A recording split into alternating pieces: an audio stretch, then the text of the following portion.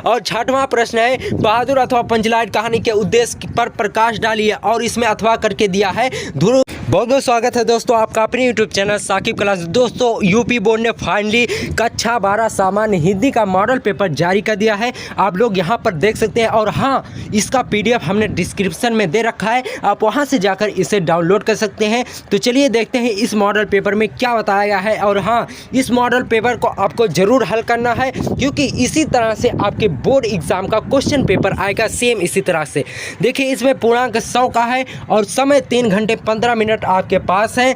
और खंडका में आपका पहला प्रश्न जो कि बहुविकल्पीय है, इसमें आपके बहुविकल्पीय प्रश्न जो एक एक नंबर के हैं, इसमें से आपको किसी एक विकल्प को छांटकर जो सही है उससे आपको अपनी उत्तर पुस्तिका में लिखना है। उसके बाद दूसरा प्रश्न जो कि गद्यांश के आधारित प्रश्न होते हैं उसे आपको लिखना है अपनी उत्तर पुस्तिका में। यह भी विकल्प का है। विकल्पीय प्रश्न आपसे 10 नंबर के पूछे जाएंगे, जिसमें आप अगर सही से लिखते हो तो आपका 1 नंबर भी नहीं कटेगा। और तीसरा प्रश्न देखिए क्या है दोस्तों, तीसरा प्रश्न है दिए गए गद्यांश आधारित निम्नलिखित प्रश्नों का उत्तर दीजिए। ये आपसे 10 नंबर का पूछा जाएगा।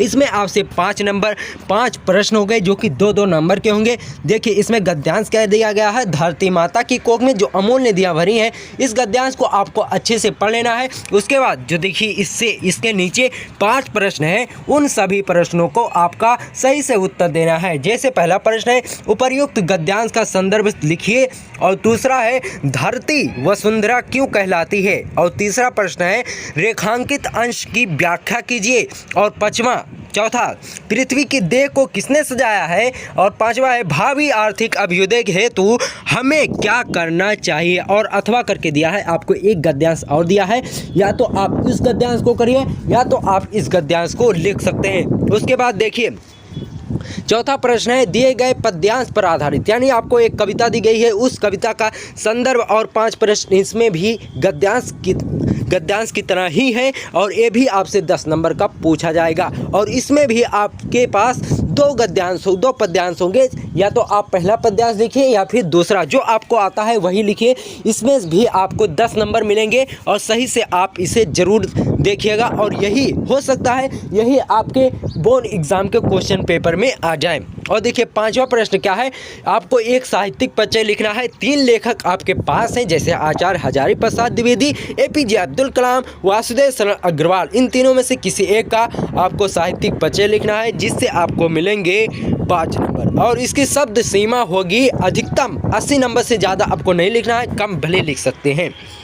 और देखिए इसी तरह गद्यांश के भी कभी आपको 3 कवियों के नाम दिए गए हैं, किसी एक कवि का आपको साहित्यिक परिचय लिखना है और 5 नंबर आपको ले लेना है। जी हाँ दोस्तों, और 6वां प्रश्न है बहादुर अथवा पंचलाइट कहानी के उद्देश्य पर प्रकाश डालिए, और इसमें अथवा करके दिया है ध्रुव यात्रा कहानी की कथा वस्तु अपने शब्दों में लिखिए। और देखिए सातवां प्रश्न क्या है, स्वपठित खंड काव्य पर किसी एक खंड काव्य के प्रश्न का उत्तर दीजिए। अधिकतम शब्द सीमा 80 नंबर भी इसमें 80 वर्ड आपको लिखना है, और किसी एक खंडकाव्य का उत्तर आप दे सकते हैं, जिससे आपको 5 नंबर मिलेंगे। और देखिए 8वां प्रश्न संस्कृत से आता है, आपको एक गद्यांश दिया जाएगा, उसका आपको ससंदर्भ अनुवाद करना है, यानी उसका आपको संदर्भ लिखना है और अनुवाद, और कुछ लिखने की ज़रूरत नहीं है। और देखिए खा खंड में इसमें दिया गया है दिए गए पद्यांशों में से किसी एक का ससंदर्भ हिंदी में अनुवाद कीजिए। ये भी आपसे 7 नंबर का पूछा जाएगा, इसमें आपको संदर्भ और उसका अनुवाद लिखना है। संस्कृत अगर जिसको समझ में आ गई तो समझ लीजिए कि 7 नंबर उसके पक्के हो गए। और 9वां प्रश्न क्या है, मुहावरा से है ये किसी एक का अर्थ लिखकर वाक्य में प्रयोग करना है। ये 4 मुहावरे आपके पास हैं, किसी एक मुहावरे का अर्थ लिखकर उसे वाक्य में प्रयोग करना है, 2 नंबर आपको मिल जाएंगे। और देखिए 10वां प्रश्न क्या है, संधि विच्छेद का सही विकल्प चयन करके आपको अपनी उत्तर पुस्तिका में लिखना है।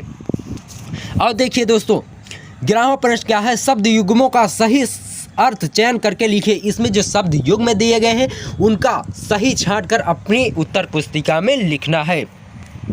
और देखिए दोस्तों, 12वां प्रश्न क्या है, वीर रस अथवा हास्य रस का अस्थायी भाव के साथ उदाहरण अथवा परिभाषा लिखिए। 2 नंबर इसमें भी आपके मिल जाएंगे।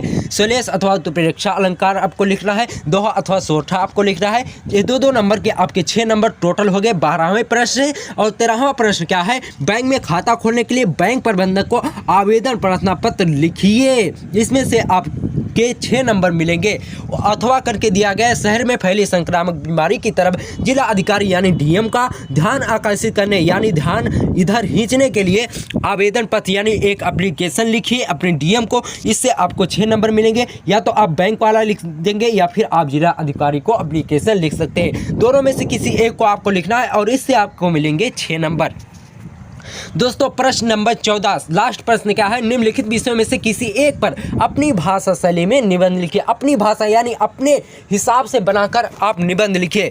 क्या निबंध है, देश में बेरोजगारी की समस्या, आतंकवाद की समस्या और समाधान यानी उसका रोकथाम कैसे कर सकते हैं, वृक्षारोपण का महत्व, विद्यार्थी और राजनीति, देश की समृद्धि और विकास में समाचार पत्रों की भूमिका यानी जो मीडिया आजकल है उसकी क्या, देश की समृद्धि और विकास में उसकी क्या भूमिका है, यही आपको लिखना है। तो दोस्तों अगर आप इस मॉडल पेपर को हल कर लेते हैं तो समझ लीजिए कि आपकी हिंदी की तैयारी पक्की हो गई। और दोस्तों इस वीडियो को अपने दोस्तों में जरूर शेयर करना। मिलते हैं आपसे किसी और वीडियो में, तब तक के लिए गुड बाय, जय हिंद, जय भारत।